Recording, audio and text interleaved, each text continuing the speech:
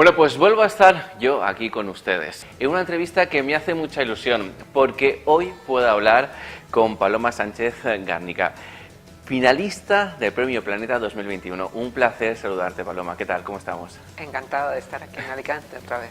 Estás en Alicante porque has estado presente en este evento gastroliterario en el restaurante Maestral, hablando con lectores, con gente que le gusta la literatura. Sí, porque siempre se ha dicho compartir mesa y mantel, y además de compartir mesa y mantel, charla de libros y de lectura y de lo que ha provocado la lectura o lo que puede llegar a provocar, ¿no? Y eso es la velada casi perfecta, ¿no? Una velada organizada por el Grupo Bectalia, que tendrían que haber más veladas como estas para que la gente pues hablara con el escritor, con la escritora del libro, que conociera los entresijos, porque nosotros leemos el libro, que por cierto me encanta, y nos adentramos en una historia paralela o similar a la que tenía en la cabeza la escritora en el momento de escribirla, ¿no? Yo creo que la lectura es un ejercicio único, no hay dos lecturas iguales. O sea, tú te metes en la lectura, en este libro o en cualquier otro, con tu bagaje personal, con tu experiencia, con tu vida, con tu entorno, y entablas un diálogo único, exclusivo, individual con los personajes, y es tuyo, no es nada más de nadie más. Entonces, por eso los efectos de la lectura son muy diferentes entre las personas, porque somos distintos todos, ¿no? Claro, en este caso, últimos días en Berlín, para mí Yuri, yo me lo imagino de una forma, y seguramente cuando Claro. tú lo creaste te tendrías en la cabeza a otra persona similar o igual a la mía, ¿no? Claro, es la magia de la literatura, la magia de la lectura. Es ese ejercicio que hacemos mentalmente de el diálogo con los personajes, de entenderlos, de ejercitar esa virtud de la tolerancia, ¿no? De ponerte en el lugar del personaje concreto, con sus circunstancias, con lo que le está pasando a él, y no visto desde la barrera, es decir, no juzgar.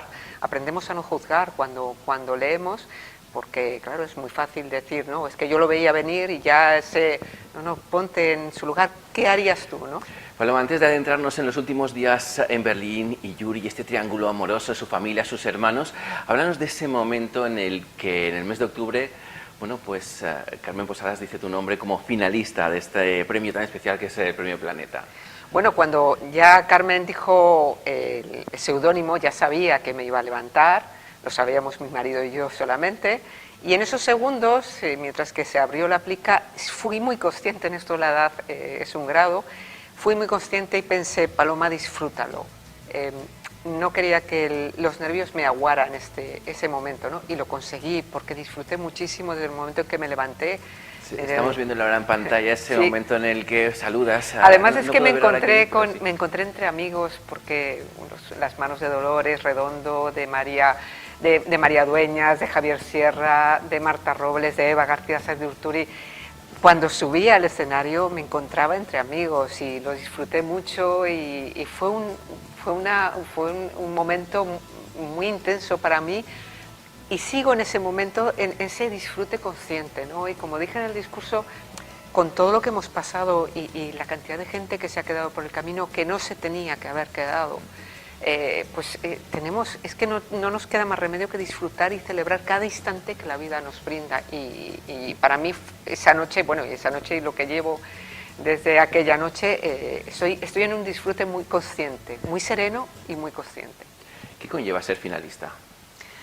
Pues no cambia la vida, como dicen, ¿qué te va a cambiar la vida? No, me cambia la vida porque estoy ahora mismo en promoción y estoy de aquí para allá, que es lo que toca, ¿no? Empujar el libro y llevarlo a todos los rincones para que lo conozca todo el mundo. Pero sobre todo la promoción supone que mi novela va a llegar a lectores que de otra manera no llegan. El Premio Planeta es una fiesta del libro para hacer lectores, es decir, lectores que buscan o que ven ese libro. Los libros no compiten. Si tú tienes una buena lectura con el finalista del Premio Planeta, vas a ir a la librería o la biblioteca a buscar otra lectura que te provoque esa misma sensación que te provoca una buena lectura, ¿no? Y yo creo que es un escenario, un escaparate que me da alas para llegar a lectores que de otra manera no llegaría. Y luego la sensación de cariño, del caudal de cariño que he recibido pues de gente bueno, me he sentido muy feliz, muy querida, muy grata. Ha sido una sensación muy grata, muy gratificante. Háblanos de últimos días en Berlín. ¿Cómo llegas a los años 30 de Berlín, a esa época tan dura?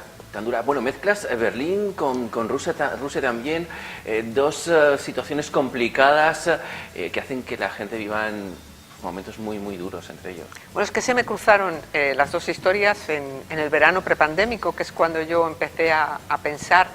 Yo escribo para aprender y tenía la necesidad de entender el por qué se llegó a la consecuencia que fue la Segunda Guerra Mundial. ¿Qué falló en esos años 30, en esa sociedad concreta de la sociedad alemana? ¿Qué falló para que ocurriera lo que ocurrió? ¿Cómo fue posible que una sociedad no especialmente violenta, no especialmente fanática, no especialmente antisemita, porque lo era toda Europa, se dejara arrastrar por un salvador de la patria o por una ideología como el nazismo, ¿no? Y se me cruzaron, cuando estaba planteando esa historia, ese ascenso del nazismo, se me cruzó la lectura de Archipiélago Gulag, de Solzhenitsyn, y a partir de ahí otra serie de lecturas, de Evgenia Ginzburg, El Vértigo, una serie de lecturas, la saga moscovita, y pensé, es que estaba entre las dos líneas, digo, me voy hacia el estalinismo moscovita o me voy hacia el ascenso del nazismo, que es en los años 30 cuando lo estaba enfocando, y al final elegí, pues eso, la misma moneda con las dos caras, ¿no? Que son, al final, en uno y otro sentido, condiciona la vida de gente corriente, de la cotidianidad de seres humanos como cualquiera de nosotros, ¿no? Y eso es lo que quise entender a la hora de contar esta historia, como personas como nosotros, seres humanos corrientes, que no grandes personajes históricos, vivieron y gestionaron su vida, sus sentimientos, su capacidad de decidir con unas leyes concretas, con una ideología concreta, con unos prejuicios concretos, con unas costumbres, y que al final condiciona siempre nuestra vida, ¿no? Una política que condiciona la vida de la gente, como la de esta familia, que de repente se ve que se tiene que ver separada, desaparece parte de la familia, no sé si contar o no contar, pero hay una parte de la familia que desaparece y la siguiente tiene que ir adelante. Y está la búsqueda, el amor, este triángulo amoroso entre Yuri y las dos chicas, la búsqueda de la madre, la relación con los hermanos. Ahí es una historia que por supuesto cuenta una historia en una época devastadora. Son historias de vidas cotidianas en una época devastadora que condicionó y fue fundamental para el siglo XX. Pero también hay el sentimiento de amor, el más amplio sentido de la palabra, de la palabra o del sentimiento. No solamente el amor pasional, hay un triángulo amoroso, efectivamente, hay dos mujeres que se enamoran apasionadamente de Yuri Santa Cruz, y que es el personaje principal, pero también hay el amor infinito de la madre hacia los hijos, de los hijos hacia la madre, el amor entre hermanos y la amistad forjada en condiciones muy terribles. Y esto es un poco la idea de que el ser humano, a pesar de todos los pesares, tiene ese sentimiento que le ennoblece, que es el sentimiento de amor, el sentimiento de amistad, que nos hace seres humanos, que nos hace nobles, que además nos da sentido para vivir, para sobrevivir, para seguir adelante en situaciones muy complicadas, ¿no? Esos sentimientos dan sentido a la vida. Hay momentos muy duros en el libro. El hermano que maltrata a su madre, esa conversación de los hermanos al final, son momentos muy duros. ¿Cómo te planteas esos momentos? Pues mi proceso creativo es, yo no tengo argumento, no tengo esquema, soy muy disciplinada, me tengo que poner a escribir todos los días durante horas, aislarme y escuchar a los personajes. Y yo cuando me pongo a escribir delante del ordenador cada día, durante todos los días de la semana, durante meses, lo que hago es escuchar a los personajes, y ellos me van contando, y hay muchas veces que a mí me sorprenden. Pero he aprendido, son 8 novelas ya, he aprendido a dejarme llevar, y además disfruto así, ¿no? Y yo cuando escribo me tiene que fascinar mucho lo que estoy escribiendo, me tiene que apasionar, porque si no se me deshace y entonces lo dejo. pero es como leer, mi proceso creativo es como leer una novela, ¿no? Como si abriera el primer capítulo y empezase a leer, pues yo empiezo a escribir y me dejo llevar, y cuando me doy cuenta llevo 3 horas o 3 horas y media, 4 horas escribiendo, y es como si saliera de cuando estás en una lectura metido, que de repente llevas 50 páginas o 40 páginas leídas, escritas no, pero sí leídas, y dices, ¡guau! Qué fantástico, ¿no? Qué fantástico, qué maravilla lo que me están contando. Es un poco ir conociéndoles, van contándome su historia hasta terminar. Cuando termino vuelvo, ya han pasado muchos meses, y vuelvo al principio a relectura, son las relecturas, empiezo a releer y a releer y a releer, entonces ya les conozco, ya perfilo sé lo que les pasa, ya perfilo su forma de actuar, su forma de hablar, los diálogos, y eso supone muchas relecturas, hasta que se queda... Cuando los relees o cuando creas el personaje, estos personajes que, claro, viendo la historia desde ahora, ¿cómo entiendes a los personajes más, vamos a decir, malvados, más duros, más crueles? ¿Cómo te pones en su piel y cómo los llegas a crear? La maldad existe, y bueno, hay ideologías que crean monstruos, siendo corazones buenos, crean monstruos. Es como, igual que, bueno, los personajes se crean, se definen por sí mismos. Yo, igual que meterme en la mentalidad de un hombre, ¿no? Soy una mujer, y me meto en su mentalidad.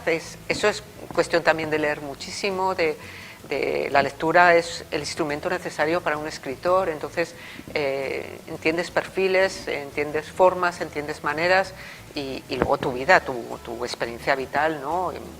Yo seguramente, si hubiera tenido claro escribir a los 20 años, hubiera sido un fracaso, ¿no? Ha sido necesario que viviera y que fuera testigo de cosas que pasan en la vida, que tuviera esa experiencia vital, esa memoria, esos recuerdos y esas lecturas que me enriquecen como persona, y esa edad que me da serenidad para entender y entender a los personajes, ¿no?